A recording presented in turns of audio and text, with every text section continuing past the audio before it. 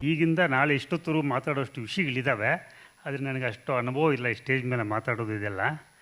First of all ಹೇಳ್ಬೇಕಾದ್ರೆ ಈ virus ಬಂದು 1920ಯಲ್ಲಿ ತುಂಬ ಜನರಿಗೆ ತೊಂದರೆನಾಯಿತು, ಅನಾನುಕೂಲನಾಯಿತು, ಅನುಕೂಲನಾಯಿತು.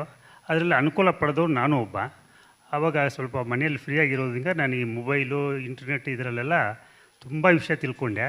ಅದರಲ್ಲಿ ನಮ್ಮ ಈ ಗುರೂಜಿ ಕೆಲವು ಆವಾಗ ಸ್ಟಾರ್ಟ್ ಆಗಿ ಕೆಲವು ಯೂಟ್ಯೂಬ್ ಇವನ್ನ ತುಂಬ ನಮ್ಮ ಮನಸ್ಸು ತಟ್ಟಿತ್ತು. ಅದ್ರ ಪ್ರಕಾರ ಪ್ಲಸ್ ನಾನು ಇನ್ನೂ ಬೇರೆ ಆಂಧ್ರ ಕೆಲವು ಯೂಟ್ಯೂಬ್ ಇವರಿಂದ ತಿಳ್ಕೊಂಡು ಈ ನೇಚರ್ ಜೊತೆಯಲ್ಲಿ ನಾವು ಹೊಂದಾಣಿಕೆ ಮಾಡ್ಕೊಂಡು ಜೀವನ ಮಾಡಿದ್ರೆ ಮಾತ್ರ ಜೀವನ, ಇಲ್ಲಾಂದರೆ ನಮಗೆ ಜೀವನ ಇಲ್ಲ ಅಂತ ಗೊತ್ತಾಯಿತು. ಯಾವಾಗ ನಮಗೆ ಸೂರ್ಯ ಎಷ್ಟು ಇಂಪಾರ್ಟೆಂಟು, ಗಾಳಿ ಎಷ್ಟು ಇಂಪಾರ್ಟೆಂಟು, ನಮ್ಮ ಅಕ್ಕಪಕ್ಕದವ್ರು ಎಷ್ಟು ಇಂಪಾರ್ಟೆಂಟು, ಮನೆಯಲ್ಲಿರೋರು ಎಷ್ಟು ಇಂಪಾರ್ಟೆಂಟು ಅನ್ನೋ ವಿಷಯ ಗೊತ್ತಾಯ್ತು ನನಗೆ. ಆವಾಗ ನಾನು ಯೋಚನೆ ಮಾಡಿ ಅಲ್ಲಿಂದ ಶುರು ಮಾಡಿದೆ.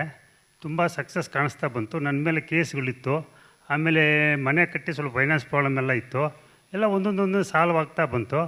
ಮನುಷ್ಯ ನಾವು ಬಯಸೋದು ಒಂದು ಆಗೋದು ಒಂದು ಅನ್ನೋ ಥರ ಈ ಲಾಸ್ಟ್ ಜುಲೈಯಲ್ಲಿ ನನಗೊಂದು ಹೆಲ್ತ್ ಇಶ್ಯೂ ಆಯಿತು. ಸಡನ್ನಾಗಿ ನನಗೇನು ಇಶ್ಯೂಸ್ ಇರಲಿಲ್ಲ, ಸಡನ್ನಾಗಿ ಏನೋ ಪ್ರಾಬ್ಲಮ್ ಆಯಿತು.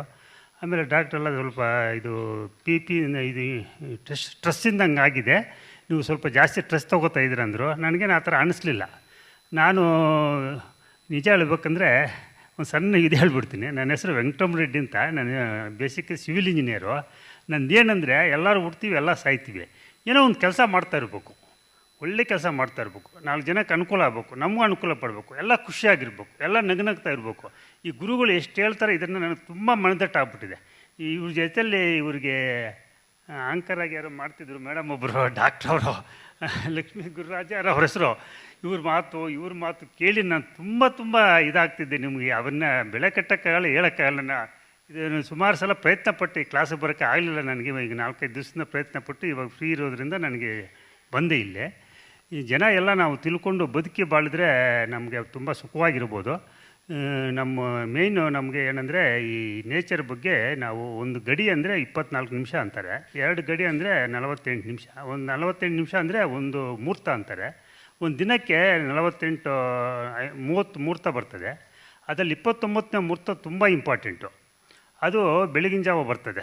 ಸೂರ್ಯ ಹುಟ್ಟೋಕ್ಕಿಂತ ಮುಂಚೆ 48 ನಿಮಿಷ ಅದು ಬ್ರಹ್ಮ ಮುಹೂರ್ತ ಕಾಲ ಅಂತಾರೆ. ಅದರಲ್ಲಿ ನಾವು ಎದ್ದಕ್ಕೆ ಪ್ರಯತ್ನ ಮಾಡಬೇಕು. ನೀವು ಎಲ್ಲ ಬಿಟ್ಬಿಡಿ, ನಾನು ಹೇಳೋದನ್ನು, ನಮ್ಮ ಗುರೂಜಿ ಹೇಳೋದನ್ನು, ಇನ್ನೊಬ್ರು ಹೇಳೋದು ಎಲ್ಲ ಬಿಟ್ಬಿಡಿ. ಈ ಬ್ರಹ್ಮ ಮುಹೂರ್ತದಲ್ಲಿ ಹೇಳೋರು ಯಾರು ಹೇಳ್ತಿರೋ ಅದು ಕಷ್ಟ ಸಾಧ್ಯ. ಎದ್ದುಬಿಟ್ಟು ನಿಮ್ಗೆ ಇಷ್ಟ ಬಂದು ಕೆಲಸ ಮಾಡಿ, ಅದೇ ನಿಮ್ಮನ್ನು ದಾರಿ ತೋರಿಸುತ್ತೆ. ನಿಮ್ಮ ಜೀವನ ನೀವೇನು ಯೋಚನೆ ಮಾಡ್ತಾ ಇರ್ತೀರೋ, ನೀವೇನು ಆಗ್ಬೇಕಂತಿರ್ತೀರೋ ಅದೇ ದಾರಿ ತೋರಿಸ್ಕೊಂಡು ಹೋಗ್ತಾ ಇರ್ತದೆ. ಇದು ನಂದು ಒಂದು ಫೈನಲ್ ಟಿಪ್ಸು. ಇದ್ರ ಸಪೋರ್ಟಿಂಗ್ ನೀವು ಮಾಡಬೇಕಾದ್ರೆ 108